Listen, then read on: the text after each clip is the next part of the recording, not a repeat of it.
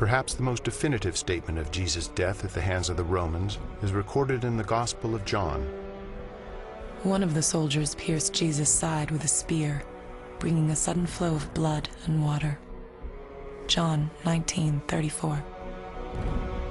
Medical experts have concluded that this account from John, an eyewitness of the crucifixion, is evidence that as he suffocated on the cross, Jesus' heart had ruptured. There came a rich man from Arimathea named Joseph. Joseph took the body, wrapped it in a clean linen cloth, and placed it in his own new tomb that he had cut out of the rock. Matthew 27:57 through 60. All four Gospels tell us that Jesus was buried in the tomb of Joseph of Arimathea.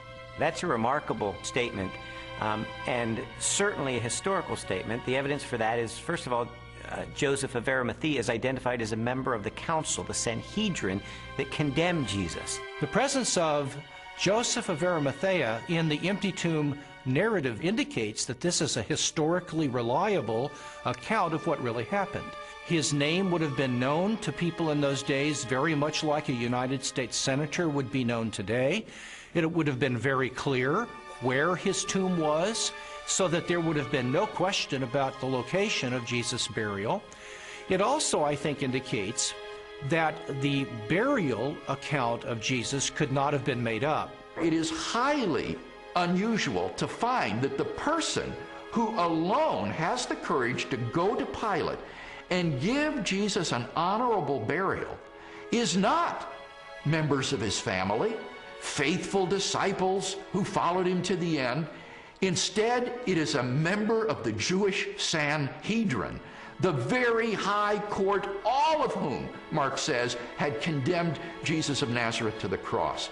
The fact that it is Joseph of Arimathea who is the person responsible for giving Jesus an honorable burial is an awkward and embarrassing fact for the early church, and yet this tradition is faithfully preserved in almost all of the traditions that we have about the burial of Jesus.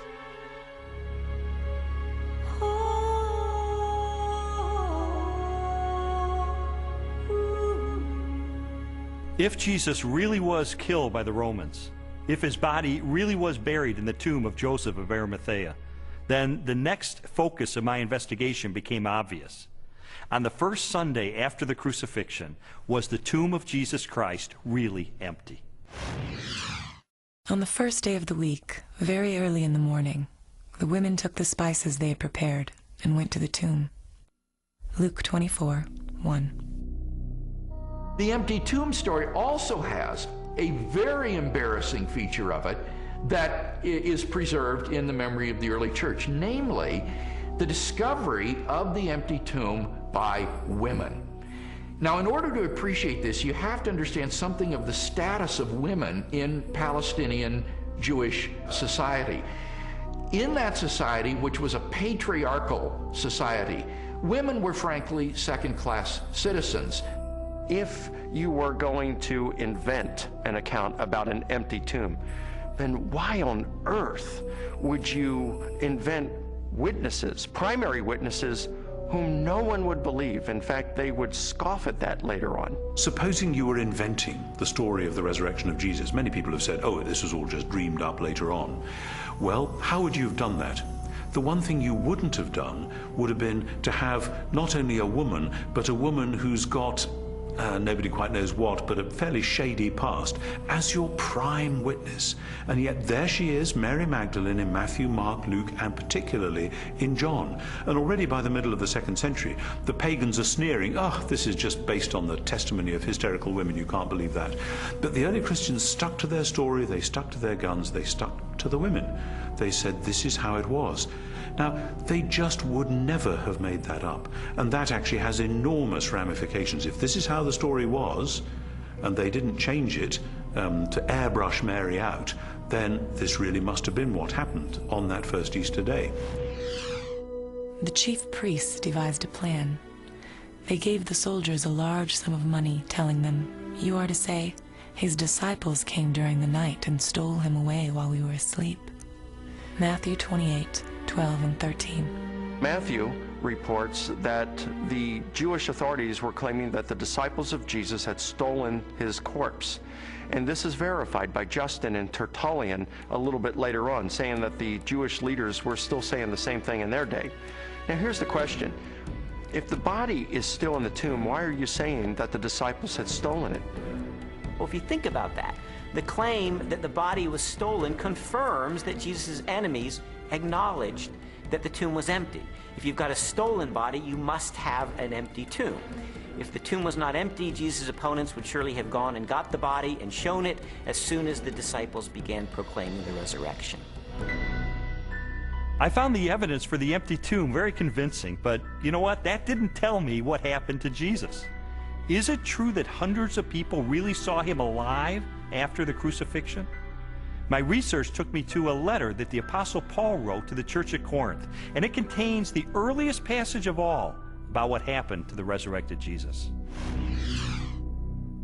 He was raised on the third day. He appeared to Peter and then to the 12. After that, he appeared to more than 500 of the brothers at the same time. Then he appeared to James, then to all of the apostles. And last of all, he appeared to me. 1 Corinthians 15, 4-8. Paul, who is a first-generation Christian, having met and seen the resurrected Jesus, describes resurrection appearances to Peter, to the apostles, to James, and finally to himself. And he also mentions 500 people who saw Jesus alive.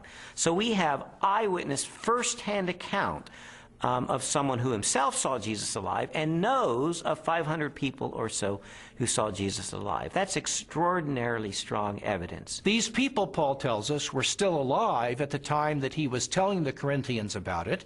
And his implication is we have hundreds of people who actually saw Jesus risen from the dead. If you don't believe me, you can ask them about it because they're still alive. In 1 Corinthians 15, Paul tells the Corinthian church that he passed on what he received. He uses the language, actually, of a formal transfer of tradition. What he received, and then he describes the resurrection of Jesus Christ and the resurrection appearances. This confirms for us that the accounts of the resurrection were creedal tradition that were passed on to Paul. So if 1 Corinthians was written in the early to mid-50s of the first century, these traditions were much earlier than that, going back to the period of Paul's conversion in the 30s. So that pushes the accounts of the resurrection to a very, very early date. Paul seems to think that the best argument for this text is that he received it from trustworthy persons. I gave you what I was given. The answer's right. I went to the right people. And critics believe that Paul got this material. Generally, they say he received it in Jerusalem about 35 AD. First of all, he's early. He's writing within 20 to 35 years of the purported event itself, because he's quoting from a creed, an oral formula, tradition that predates the writing of the New Testament, for which most scholars date to between 3 to 5 years of the crucifixion itself. 1 Corinthians 15, 3-7 provides evidence that belief in the resurrection was already present among Jews within 2 to 3 years after Jesus was killed. That means that the resurrection stories aren't something that evolved over 30, 40, 50 years after the crucifixion of Jesus. So we have the empty tomb, we have the eyewitnesses, we have the early accounts. The question is, are there any other additional facts, circumstantial evidence, to support the resurrection? While the Apostle Paul described hundreds of eyewitnesses to the resurrected Jesus, the full impact of the event is perhaps best measured by the subsequent growth of the early Christian church in the face of intense persecution. In the 2nd century, the Roman historian Tacitus wrote, "Nero inflicted the most exquisite tortures on a class hated for their abominations, called Christians by the populace. Christus, from whom the name had its origin, suffered the extreme penalty at the hands of one of our procurators, Pontius Pilate, and a most mischievous superstition, thus checked for the moment, again broke out not only in Judea, but even in Rome." Even the most critical, skeptical scholars recognize that the earliest disciples at least believed that God had raised Jesus from the dead. In fact, they pinned nearly everything on it. Without belief in Jesus' resurrection, the early Christian movement could never have come into being.